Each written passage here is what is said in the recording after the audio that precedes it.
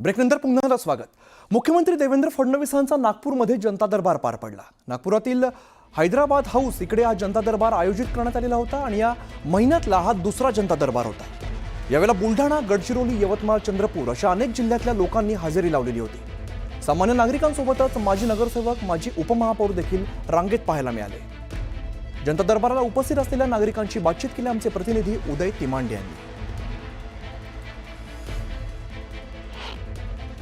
मुख्यमंत्री देवेंद्र फडणवीस यांचा नागपूरमध्ये आज दुसरा जनता दरबार होतो। या जनता दरबारासाठी राज्यातल्या कानाकोपऱ्यातून लोक आलेले आहेत आणि आपली कैफियत मुख्यमंत्र्यांसमोर मांडत आहे। मात्र याच रांगेमध्ये नागपूर शहराच्या माजी उपमहापौर देखील स्वतः रांगेत लागून जे आहेत ते मुख्यमंत्र्यांना आपलं निवेदन देणार आहेत। स्वतः उपमहापौर आपल्यासोबत आहेत। मला सांगा, तुमची काय अडचण आहे आणि मुख्यमंत्र्यांना तुम्हाला भेटणं फार कठीण नाही, मात्र तुम्ही आम्ही पाहतोय गेले अनेक तास रांगेत लागलेला नाही, मला डायरेक्टली जाता आलं असतं। सर्वप्रथम मी साहेबांचे धन्यवाद देते। त्यांनी आपल्या या जनतेचे प्रश्न सोडविण्यासाठी आज हा जनता दरबार इथे लावलेला आहे आणि वाढत्या तापमानानुसार त्यांनी खूप छान व्यवस्था इथे जनता दरबारमध्ये केलेली आहे।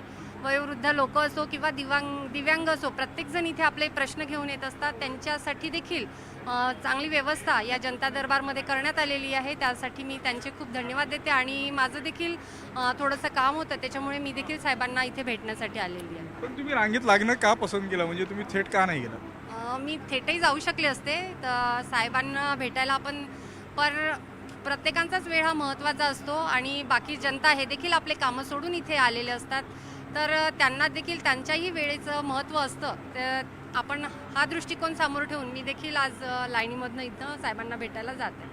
नक्कीच आपण पाहतोय की बाकीच्यांचा देखील वेळ महत्त्वाचा आहे आणि त्याचप्रमाणे माजी उपमहापौरांसोबतच माजी नगरसेवक देखील भाजपचे रांगेत आहेत। भाऊ, तुम्ही देखील साहेबांना डायरेक्ट भेटू शकता, वेगळी व्यवस्था देखील केलेली असल्याची माहिती आहे, तरी तुम्ही रांगेत आहात। दादा, प्रश्न असा आहे की सर्वसामान्य जनतेकरता जर हा जनता दरबार आहे तर मी जनतेतला एक प्रतिनिधी म्हणून या रांगेत लागून जनतेसोबत राहून समस्या सोडू, कारण माननीय मुख्यमंत्री जी आमच्यासोबत स्वतंत्र भेटतात तेव्हाही आमच्या समस्या सोडवतात, पण जनता दरबार लावला आहे तर माननीय मुख्यमंत्र्यांचा आदर्श समोर ठेवून आम्ही स्वतः रांगेत लावून लोकांच्या समस्या सोडवण्याकरता रांगेत लागलो। नक्कीच आपण पाहतो की सर्वसामान्य जनतेसाठी हा जनता दरबार आहे आणि लोकांचे प्रश्न सुटावे यासाठी हा जनता दरबार आहे। त्यामुळं लोक आपली कामं सोडून जर इथं आले असेल तर आम्ही जनप्रतिनिधी म्हणून देखील इथं याचप्रमाणे रांगेत लागून जे आहेत ते मुख्यमंत्र्यांना आपलं निवेदन देणार असल्याचे जे आहे ते भाजपचे पदाधिकारी आणि नागपूर महानगरपालिकेतले माजी उपमहापौर आणि नगरसेवकांनी स्पष्ट केलेलं आहे। व्हिडिओ जर्नलिस्ट प्रशांत मोहिते, उदय तिमांडे, न्यूज 18 नागपूर। जेव्हा भारताने पाकिस्तानवरती हल्ला केला तेव्हा पाकचे पीएम पोहण्यासाठी गेलेले होते, असं पाकचे पंतप्रधान शहबाज शरीफ यांनी सांगितलेलं आहे। तणावाच्या घडामोडी सुरू असल्यामुळे पोहायला जाताना मी माझा फोन सोबत घेऊन गेलो होतो। त्यावेळेला जनरल असीम यांचा फोन आला। मुनीर यांनी त्यावेळेला पाकिस्तान सैन्याने भारताला जोरदार प्रत्युत्तर दिले अशी माहिती त्यावेळेला दिली होती, असं त्यांनी सांगितलं।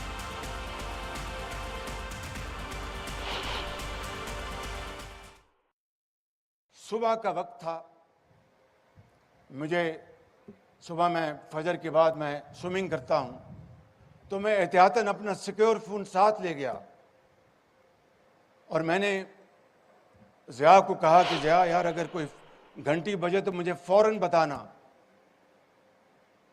Age luck would have it, वो घंटी बजी तो जनरल आसिम मुनीर लाइन पर थे।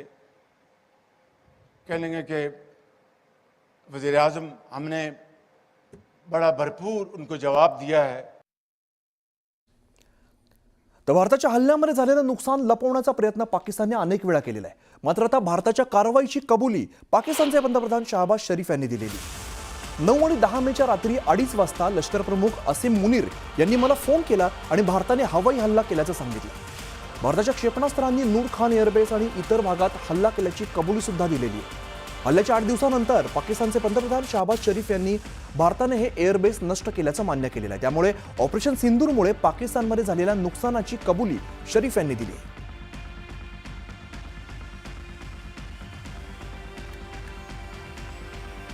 भारताने केलेल्या हवाई हल्ल्यानंतर पाकिस्तान पूर्णपणे हादरलेला आहे। दरम्यान अमेरिकन राष्ट्राध्यक्षांच्या हस्तक्षेपामुळे मोठी आपत्ती टळल्याचा दावा पाकिस्तानने केलेला आहे। पाकिस्तानचे पंतप्रधान शहबाज शरीफ यांनी एक व्हिडिओ सोशल मीडियावरती व्हायरल सध्या त्यांचा होतोय। यामध्ये अमेरिकेचे राष्ट्राध्यक्ष डोनाल्ड ट्रम्प यांचे त्यांनी आभार मानलेले आहेत। ट्रम्प यांच्या हस्तक्षेपामुळे दक्षिण आशियात मोठं युद्ध टळलं, अन्यथा मोठी हानी झाली असती, असं शरीफ यांनी म्हटलंय.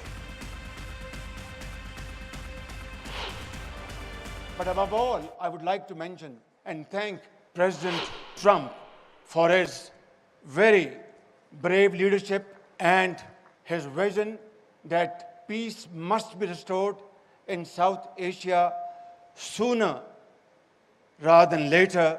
And as a result, his path-breaking and strategic leadership, I think, did the trick and averted a very lethal looming war in this part of the world. And if, God forbid, if we had reached that flashing point in a region where 1.6 billion people live, and if, God forbid, if there had been a nuclear tussle, then just imagine who would have lived to tell what happened. तर माझ्यामुळेच भारत आणि पाकिस्तानमधील युद्ध थांबलं, असा दावा अमेरिकेचे राष्ट्राध्यक्ष Donald Trump यांनी केलेला आहे. 5व्यांदा पुनरुच्चार ट्रम्प यांनी या संदर्भात केलाय. आणि इतकंच नाही तर भारत आणि पाकिस्तानमध्ये अणुयुद्ध होणार होतं, मात्र आम्ही आण्विक संघर्ष टाळला, असं मोठं विधान अमेरिकेचे राष्ट्राध्यक्ष डोनाल्ड ट्रम्प यांनी केलेलं आहे. तर अमेरिकेने केवळ भारत आणि पाकिस्तानमधील युद्धबंदीमध्येच मध्यस्थी केली नाही, तर अणुसंघर्ष देखील टाळला, असा दावा ट्रम्प यांनी केलाय.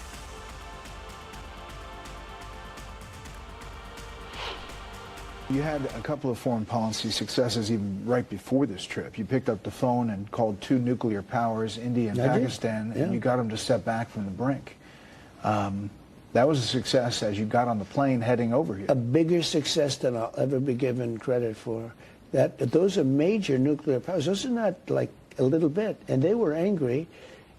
And the next phase was probably, did you see where it was getting, it was tit for tat. And it was getting deeper and more, I mean, more missiles. Everyone was stronger, to a point where the next one's going to be, you know what, the N-word. You know what the N-word is, right? Nuclear. Yeah. Thank you. Thank you for the clarification. I figured you'd want to clean that up. No, it's the N-word. That's a very nasty word, right? In a lot of ways. तर याआधी अमेरिकेचे राष्ट्राध्यक्ष Trump यांनी आपल्या वक्तव्यावरती घुमजाव केलेला होता. भारत आणि पाकिस्तान शस्त्रसंधीसाठी मध्यस्थी केल्याचा दावा ट्रम्प यांनी केला होता, पण आता त्यांनी मध्यस्थी केली नसल्याचं म्हटलेलं आहे. ट्रम्प यांचा चक्रमपणा कायम. एका आठवड्यात 4 कोलांटुड्या. भारत पाकिस्तान मध्यस्थीवरूनही घुमजाव. भारत पाकिस्तानमध्ये मध्यस्थीचा इन्कार. ट्रम्प नीतीनं सत्ताधारी विरोधकांची मात्र गोची. जगभरात आपल्या चक्रमपणासाठी प्रसिद्ध असलेले अमेरिकेचे राष्ट्राध्यक्ष डोनाल्ड ट्रम्प पुन्हा एकदा त्यांच्या मूळ स्वभावावर आलेले दिसतायत. भारत पाकिस्तान तणावाच्या काळात दोन्ही देशांना अंधारात ठेवून युद्ध थांबवल्याचं श्रेय घेण्यासाठी ट्विट करत त्यांनी उतावीळपणा केला. आता त्याच ट्रम्प महोदयांनी भारत आणि पाकिस्तान यांच्यातलं युद्ध थांबवण्यासाठी मध्यस्थी केल्याच्या वक्तव्यावरून घुमजाव केलं. आठवड्याभरात ट्रम्प यांनी 4 वेळा कोलांटुड्या घेतल्या. We helped a lot. And we helped also with trade. I said, come on, we're going to do a lot of trade with you guys. Let's stop it. Let's stop it. If you stop it, we're doing trade. If you don't stop it, we're not going to do any trade. People have never really used trade the way I used it. That I can tell you. And all of a sudden they said, I think we're going to stop. And they have. And they did it for a lot of reasons, but trade is a big one. We're going to do a lot of trade with Pakistan. We're going to do a lot of trade with India. We're negotiating with India right now. We're going to be soon negotiating with Pakistan. I don't want to say I did, but I sure as hell helped settle the problem between Pakistan and India last week, which was getting more and more hostile. And all of a sudden you'll start seeing missiles of a different type.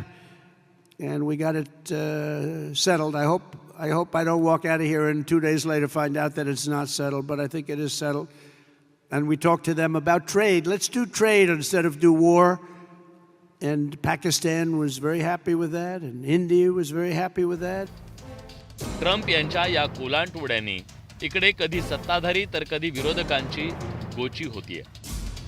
Trump एका बाजूला भारतासोबत व्यापार वाढवू असं म्हणाले, त्याला काही तास उलटत नाही तोच त्यांनी ॲपलला भारतात कारखाने उभे न करण्याची विनंती केली. तिथं ते अमेरिका फर्स्टची भूमिका मांडताना दिसले.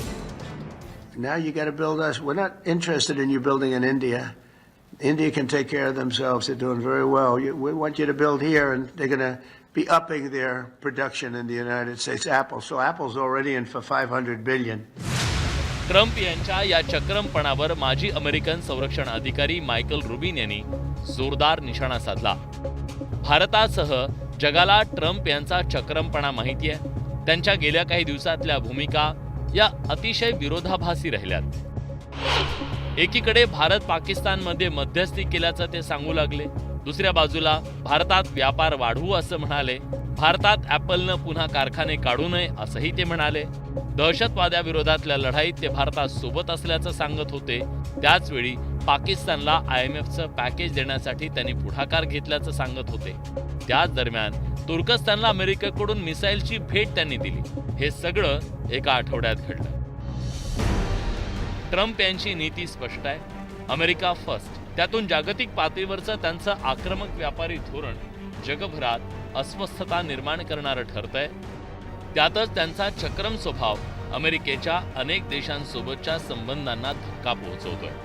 भारतानं मात्र स्वतःची स्वायत्तता राखत ट्रम्प यांच्या मध्यस्थीला आणि व्यापारी दाव्यांना मर्यादित प्रतिसाद दिला.